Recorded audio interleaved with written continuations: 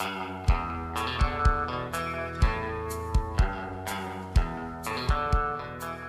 y'all, this is Maker-Wright. I'm going to talk you through the disassembly and reassembly of the 1897 shotgun. First thing we need to do is make sure that the gun's entirely empty. I can see there's nothing in the chamber, nothing in the magazine tube, nothing on the carrier or in the receiver. Gun's entirely empty.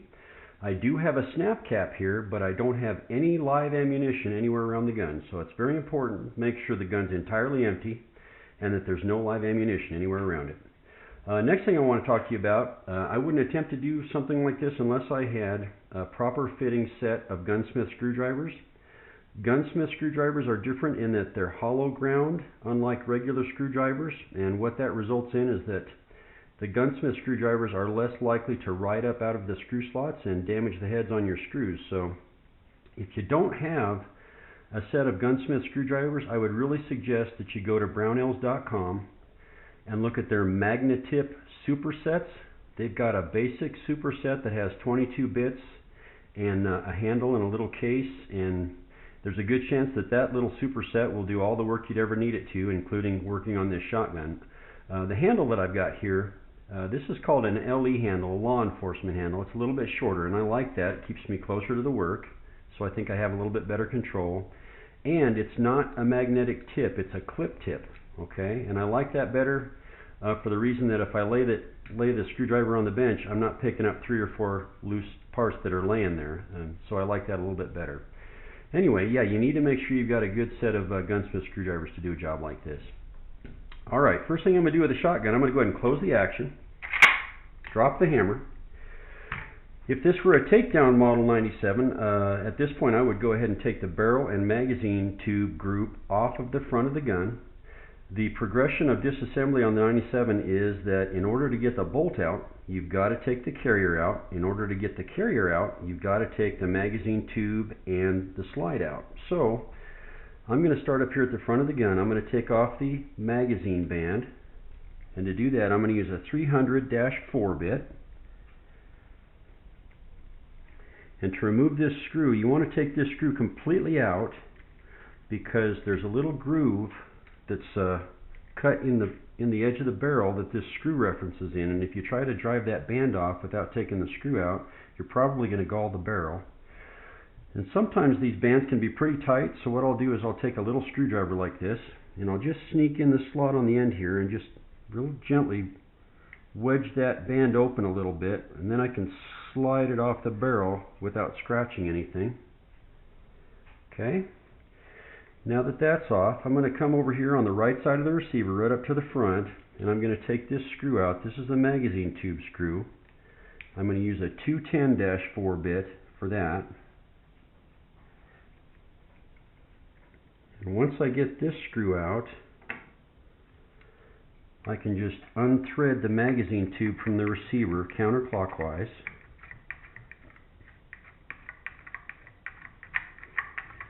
And once the threads clear the receiver, I can just take the magazine tube and the slide handle and pull them right out of the gun, just like this. And while we've got this out, I'm going to go ahead and show you how to take the slide off of the magazine tube. On this particular gun, up at the front here, there's what's called the screw cap. It's like a big spanner nut, and there's a special wrench that fits that. But I bet if you're watching this video, you probably don't have that wrench. So what I've done in the past to take these screw caps off is just take a screwdriver and put it in one of the slots, hold it real firmly so you're not going to ride up out of that slot, and counterclockwise just work that cap screw a little bit, and then come over to the other slot and work a little bit more, and just keep going back and forth like that, and eventually a lot of times they'll come loose for you. And this one's not too tight, so I'm going to go ahead and unthread it off of there. Once you get the screw cap, it's off, it slides right off the front. And then the slide will slide right off the back of the magazine tube. The slide handle, the wood part, will slide off of the slide just like that. Okay, and we'll go ahead and take the magazine tube apart as well. This is the slide spring on the magazine tube, in case you need to get to that. It can slide off, just slides off right to the back. Now to take the magazine tube apart, there's just one screw right up here at the front. and I'm going to change out to a 180-4 bit for that screw. And I'm going to hold this magazine tube plug on the end in place because the magazine spring is going to want to shoot out the end of the magazine tube when I get this screw out.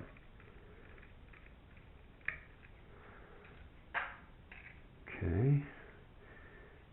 Gently take that plug out. There's the magazine spring, and then you can dump out the magazine follower, just like that. Alright, with the magazine tube taken apart, I'm going to come back to the receiver. And next I'm going to take out this screw on the right side just above the trigger guard. And I'm still using that 184 bit. This screw that I'm taking out, this is the screw that when the carrier comes down, this screw holds the cartridge guide up so that the next time the carrier comes up, the cartridge guide is up. Alright, now that I've got that out, I can't take the carrier out without removing that screw, okay? So now that I've got that out, the next thing I need to do, I need to take the pin out that the carrier pivots in and out of the receiver on. And to do that, I'm going to change over to a 123 bit. And I'm going to take out this little screw that's just to the left of the hammer slot on the carrier itself.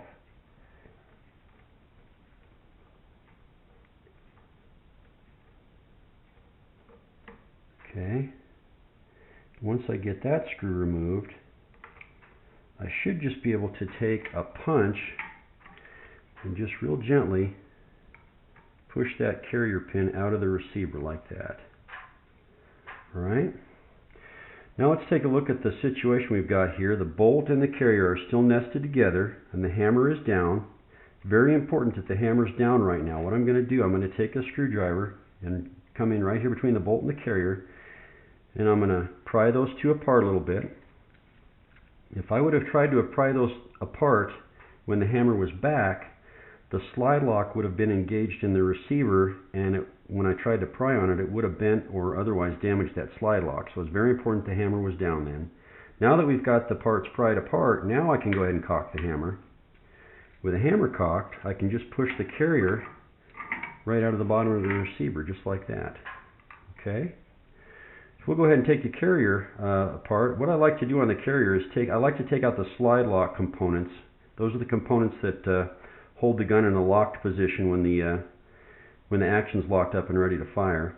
I like to take those out so I can get underneath the spring and the slide lock bar and brush all that out in case it's real dirty. So first thing I'm going to do is on the right side, I'm going to real gently swivel this cartridge guide up over this little nub, and that exposes the release plunger for the slide lock system. Then I'm going to come over to the left side of the carrier, and I'm going to remove this screw with that 210 4-bit. This is the slide lock spring screw.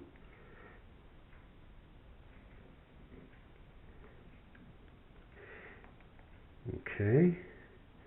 And if things aren't too dirty, the slide lock spring should just dump out just like that. And that takes the tension off of the slide lock bar. Next thing I'm going to do is I'm going to take this little instrument screwdriver. This is a size .09. I'm going to take out this little screw that's right in the middle of the left side of the carrier. That screw holds the pivot pin in that the slide lock bar pivots up and down on.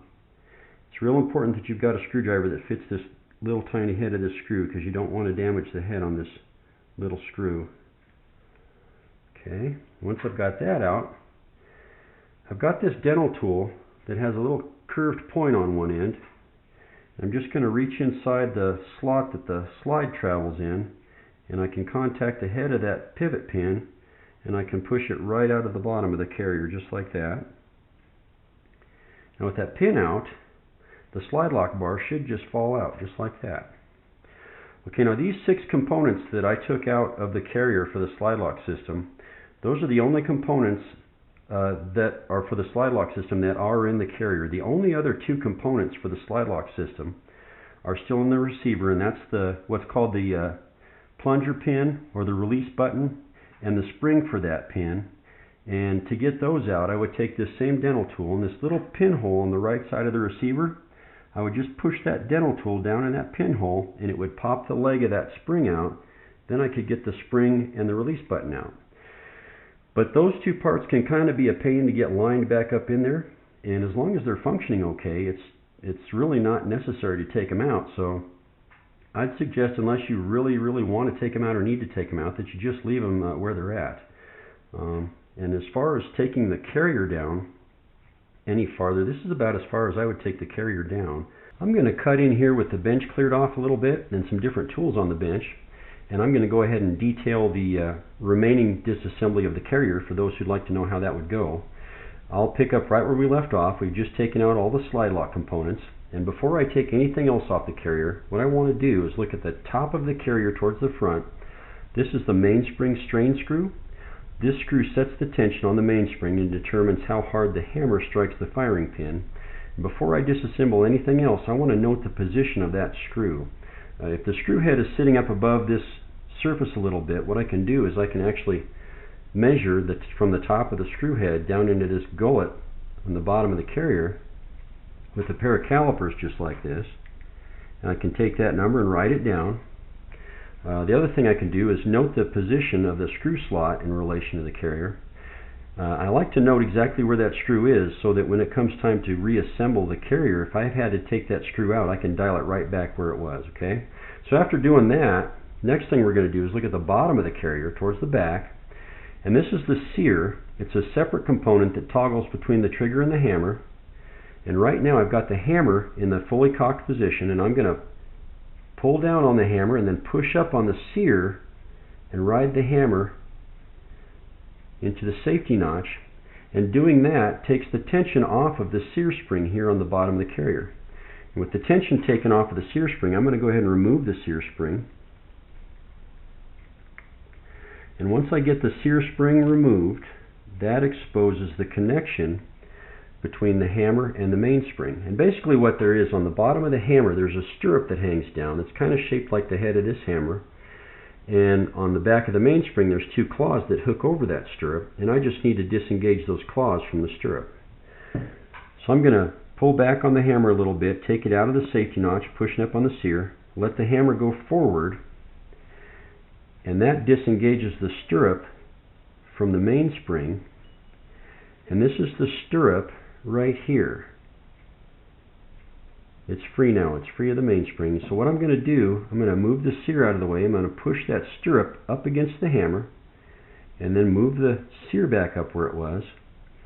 And with the hammer forward like this and the sear up, that creates a path for me to get the mainspring out the bottom of the carrier where we just removed the sear spring. So I'm going to push back on the mainspring, see if I can get it to come out.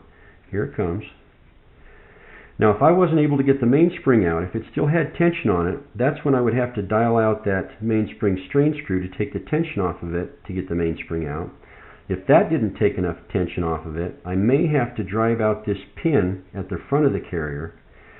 At the front of the mainspring underneath, there's a notch that's cut in there, and that notch saddles over the top of that pin when the mainspring is in place, okay? So like I say, if it won't come out by dialing back that mainspring strain screw, I might have had to drive out that pin. With the mainspring taken out, the only thing that's really left in the carrier now is the hammer and pivot pin that it's on, and the hammer stirrup. And unless that stirrup is broken, there's no reason to take that off the hammer at all. So you can just leave that on there. Also, the sear and sear pin are left, and the cartridge guide. Underneath the cartridge guide, there's a tension washer, and the tension washer and cartridge guide are held in place by a rivet. So that's a fairly permanent fastener. I would leave that alone. Don't mess with taking the cartridge guide off. There's no need to. If I wanted to take the hammer out, what I'd have to do is swing the cartridge guide up real carefully over this nub once again, and that exposes the pivot pin for the hammer. And to drive that pin out, what I do is I've got this wooden clamp that I use for disassemblies like this. I'd set the jaws up wide enough to accommodate the width of that cartridge guide, and that way when I pound that pin out, I'm not pounding on the carrier, or I'm not pounding on the cartridge guide itself. All the pressure is going on the carrier. There's some people that'll pound on that. I'm not comfortable doing that. I'd rather not do that.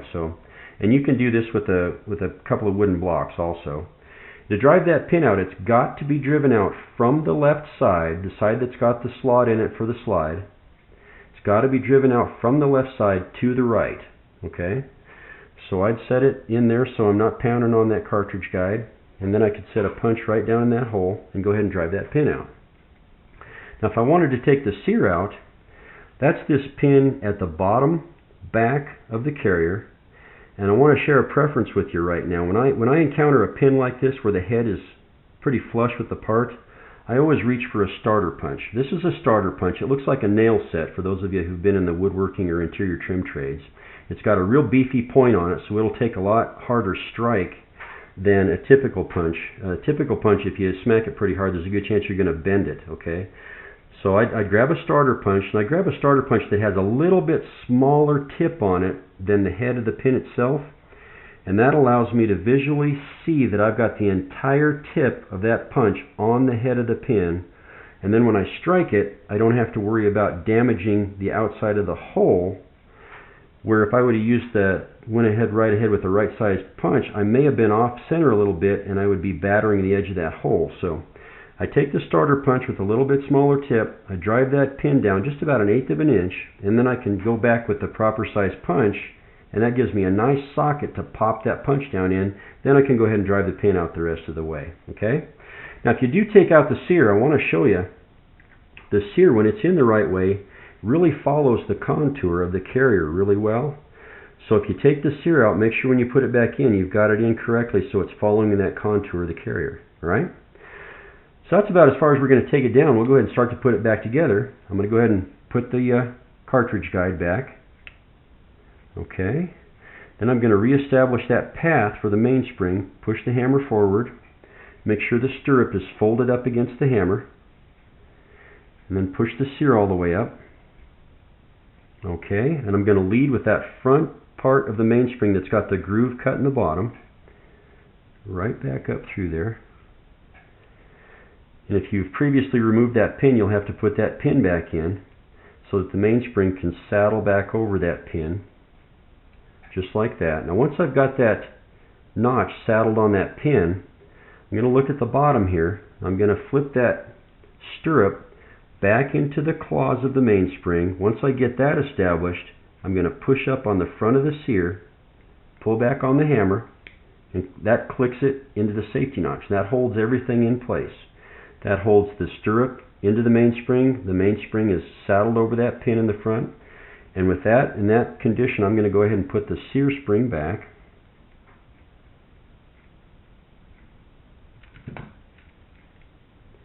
We'll just go ahead and snug the sear spring all the way down.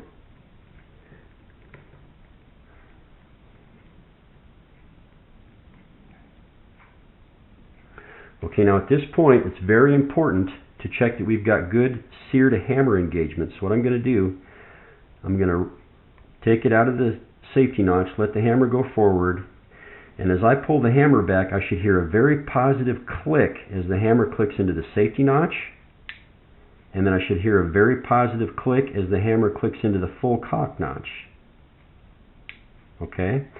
If I don't hear those clicks, that's a safety issue. That means I don't have good sear to hammer engagement, and I've got to correct that before I go any farther. What can cause that is if you've got some dirt in the notches of the hammer, that'll keep the sear from contacting all the way that it should. So you might need to clean that out a little bit. But whatever the situation is, if you don't hear those two positive clicks, safety notch, full cock notch, that condition's got to be corrected before you go any farther, okay? And with that done, the only thing that would be left to do would be to get the mainspring strain screw set back where it was before we took everything apart. And if you wrote down that number, that dimension, and noted the position of the screw slot, you can dial it right back exactly where it was. And with that, we're right back where we left off, having just taken out all of the slide lock components. Okay, with the carrier taken apart, what we'll do, we'll go ahead and take the bolt out. And I'm going to go back to that 210 4-bit, and I'm going to take this screw out right at the front of the bolt. This is the slide hook screw.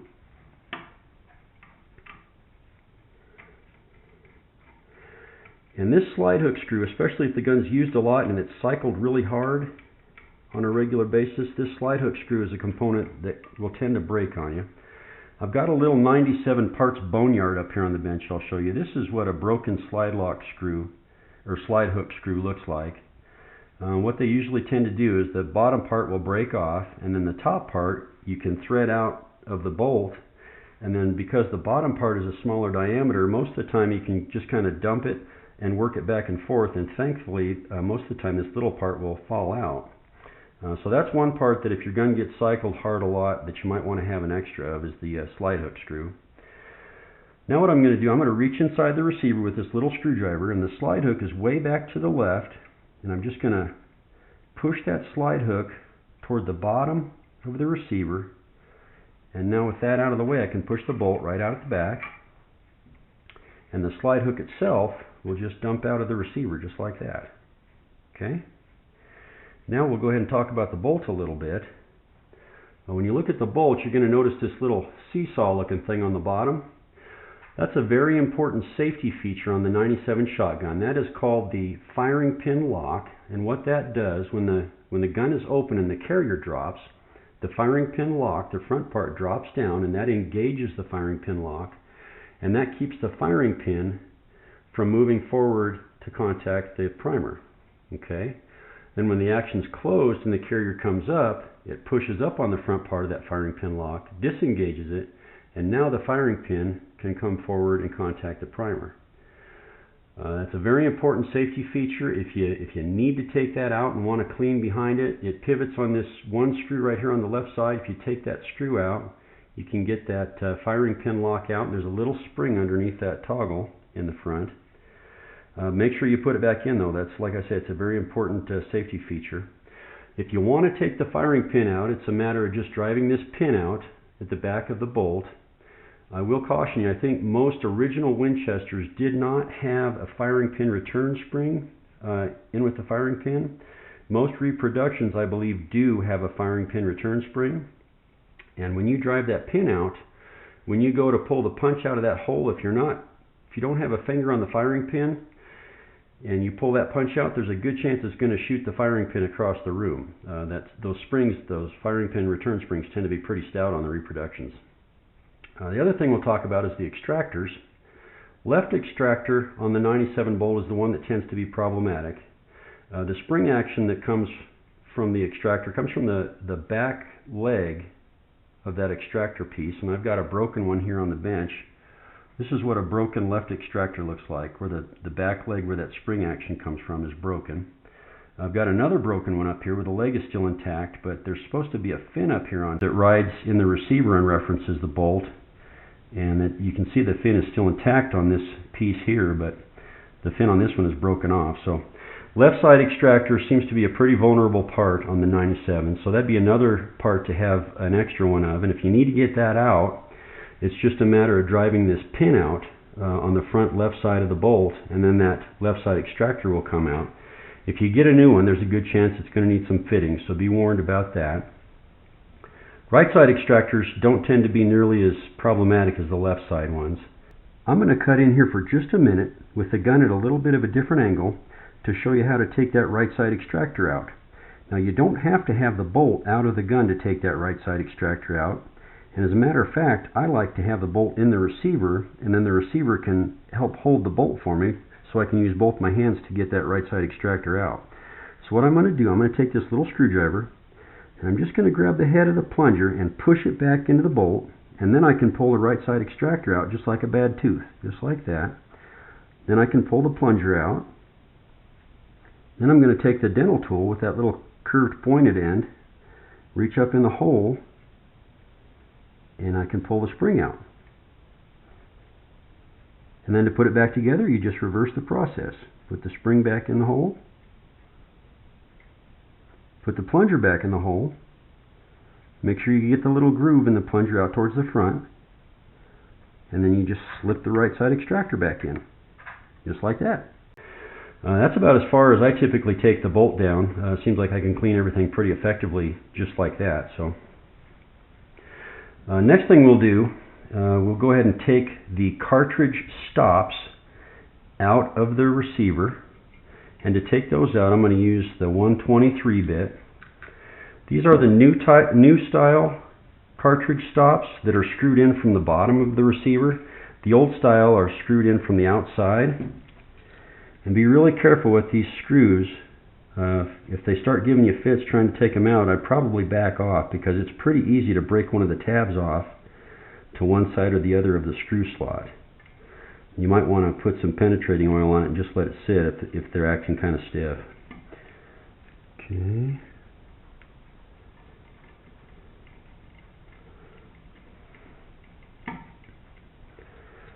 Alright. So there's the right side.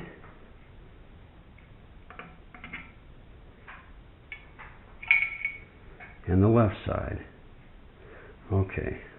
Since we were talking about extraction on the bolt, on the left side of the receiver, this screw right here on the outside, that holds the ejector spring. And I'll show you what a new ejector spring looks like. This is what a new one looks like.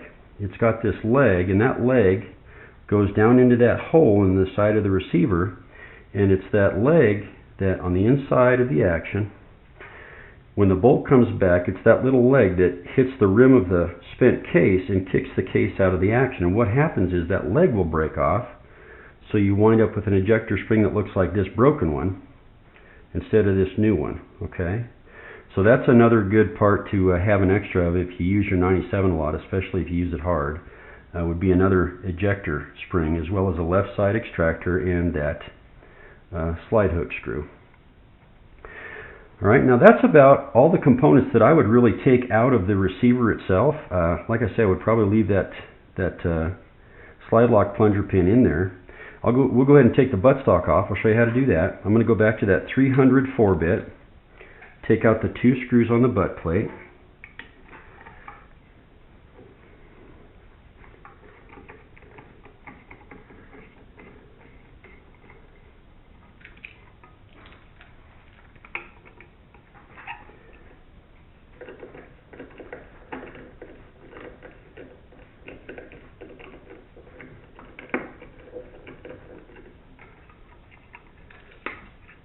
And with the butt plate off, what you're going to see on the end of the buttstock is a big counter bore in here. And I keep this big screwdriver on the bench. You're going to need a screwdriver that's got a shank on it about 8 inches long to get to the bolt down here that holds the buttstock onto the receiver.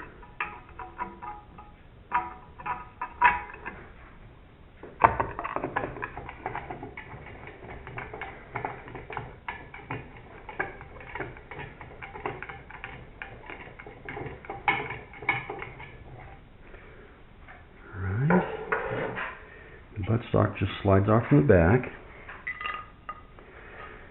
And this is the big bolt that holds it on there. It's just got like a regular screw head. It's about a 1/2 inch in diameter. And the slot is about 100 thousandths or 3/32 wide. So, like I say, it takes a pretty good sized screwdriver to get that guy out. And that's really as far as I take it down. The only other things there are this shank on the back of the receiver that the buttstock references on. If you really wanted to get the trigger and trigger guard out, you do so by driving this pin out, and that also releases the trigger, and then the trigger guard will slide out from the back. And the only parts there are in there are the trigger and the trigger return spring. There's also a set screw here on the back for the trigger stop screw. I would really suggest that you not adjust that, because adjusting that changes the timing of the gun. And unless you're really familiar with how 97s work, I would really suggest especially to leave that stop screw alone.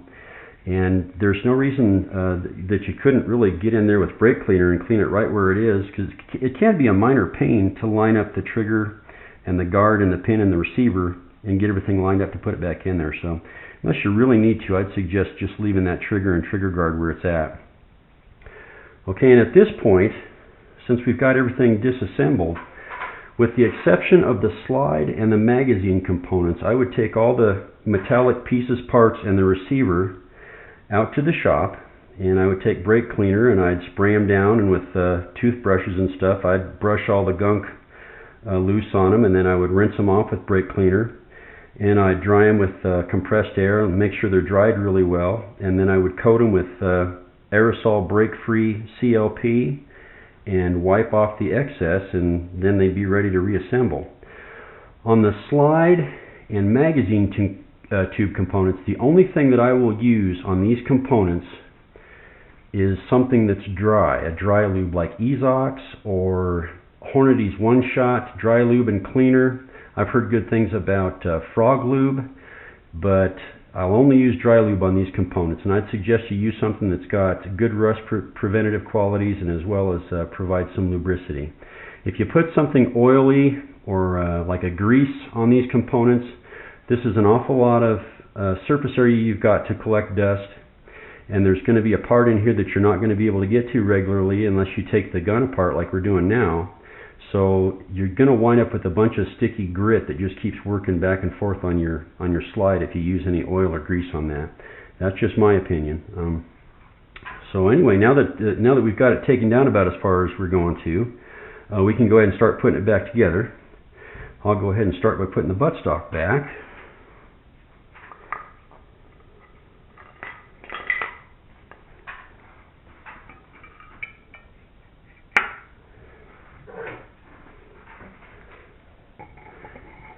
It can take a little bit of time to find that screw head to make sure you're lined up on it.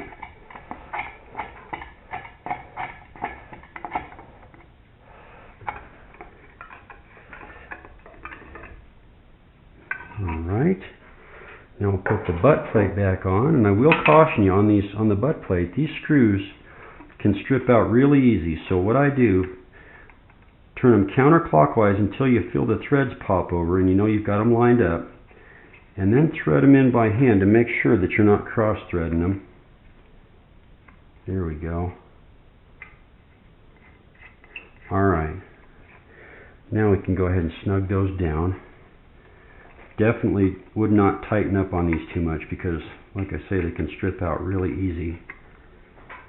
Just snug them up.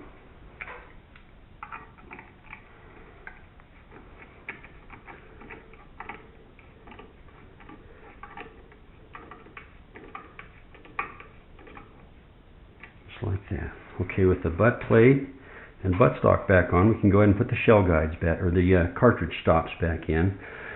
And the cartridge stops are a little bit different one from the other. The right side cartridge stop has a little bit of an angle cut on the front of it, and the screw for the right side is a little bit longer than the screw for the left side.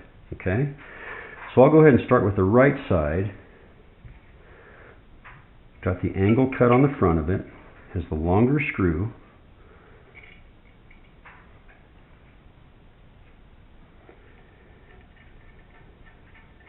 Just get that snugged up a bit. Put the left side one in that's got the 90-degree cut on the front and the shorter screw.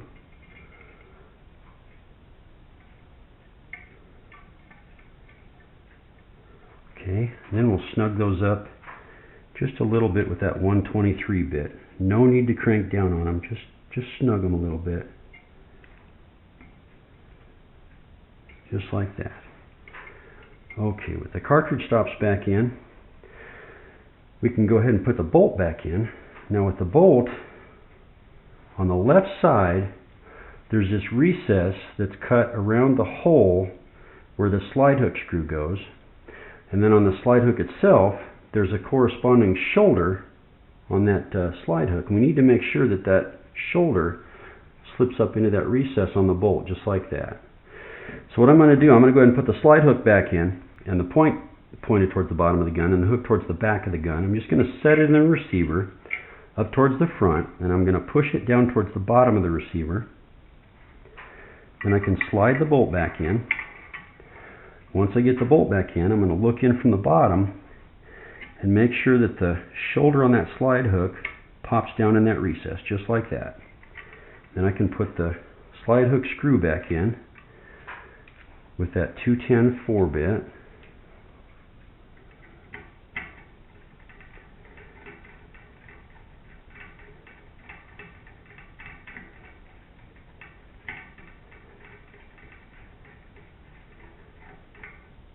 Alright, now we can go ahead and put the carrier back together.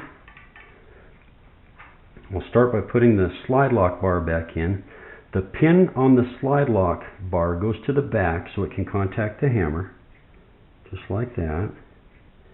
And we'll put that joint pin in from the bottom. Now we'll put that joint pin lock screw back in. I'm going to turn this counterclockwise until I feel the threads pop in, so I know I'm not cross-threading this little guy. There we go. Okay, just snug it. No need to crank down on it. Okay, next I'm going to put in the slide lock spring, and this little tab on the spring, that goes underneath the slide lock bar. Just like that. Then I'll put in the slide lock spring screw.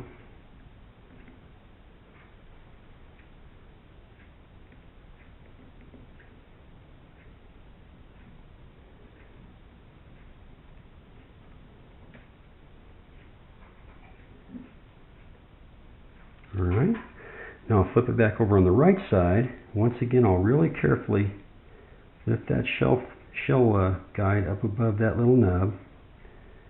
Put the release plunger back in there. And close that back. Now that the carrier's all together, we can put it back in the action. Push the bolt forward and it'll come up right from the bottom. Then line up that pivot pin hole, the carrier pin hole. Now when you put the carrier pin back in, you'll notice that there's a groove turned on one end of the pin. That groove needs to go to the left side of the gun. That's where you took that screw out to the left side of the hammer. That screw sits on that groove and keeps the pin in place. So the groove needs to go towards the left, just like that. Once the pin's in, then we can put that carrier pin screw back in with the 123 bit.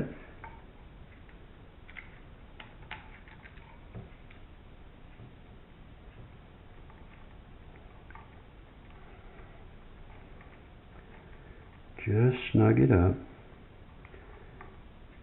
Okay. Now I'm going to take the bolt and the carrier and lock them together, just like that. Okay, now I'm going to put that cartridge guide screw back in on the right side above the trigger guard, the 180-4 bit.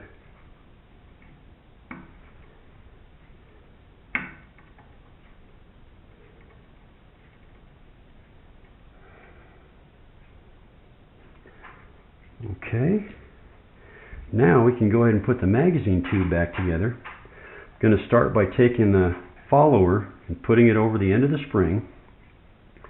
And I'm going to put that in from the non-threaded end of the magazine tube. Okay. I'm going to put the magazine tube plug back in. There's a big hole in the magazine tube on the front end and a little hole. And I'm going to line up that big hole with the big hole on the magazine tube plug. Just like that. Hold those two together. Take the magazine tube plug screw. Put it back in. Once again with that 184 bit.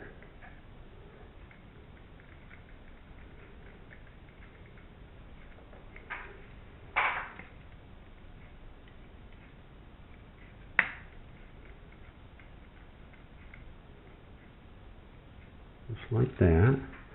The slide handle back on the slide.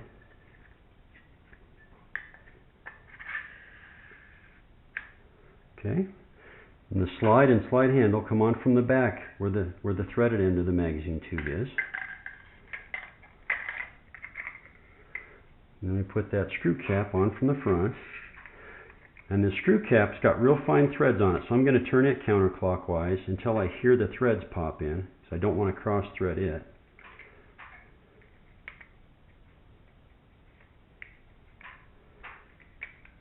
There we go.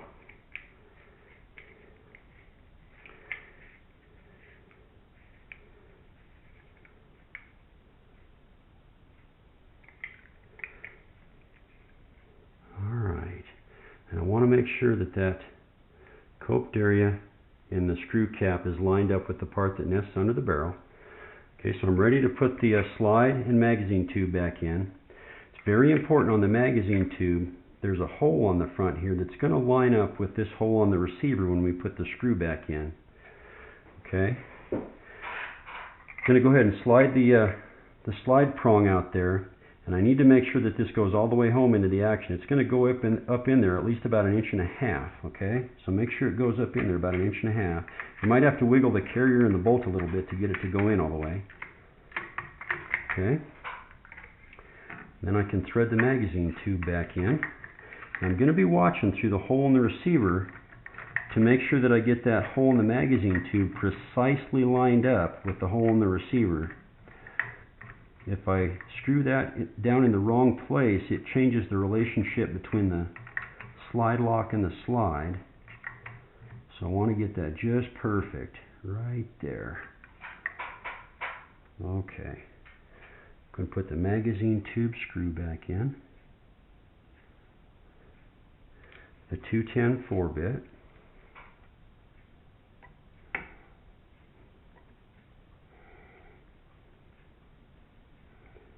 Alright, now we can put the magazine band back in. Once again, I'm just going to really gently wedge that slot open a little bit so I can slide this over the barrel again onto that magazine tube plug. There we go. Back to the 300 4-bit. And for right now, I'm just going to snug up this screw. I'm not going to tighten it all the way down. Okay. What I need to do right now, I need to look at the shotgun. And what can happen with that magazine band is it can have a little bit of play in it and it can swing to one side or the other. So I want to look at the receiver and make sure the magazine band is lined up pretty well. That looks pretty good. We can go ahead and tighten that down.